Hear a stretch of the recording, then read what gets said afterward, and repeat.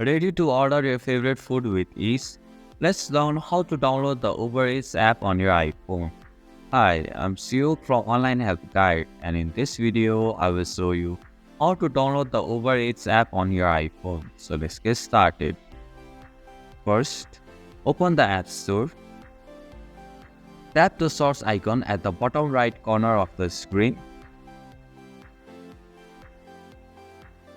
In the search bar at the top, type Uber Eats and hit the search button.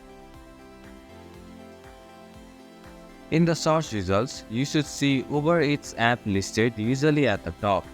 Tap on it to open its details page.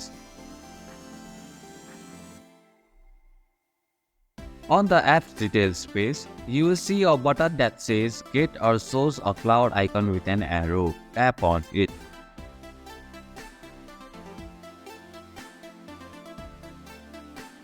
And this is how you can download Uber Eats app on iPhone.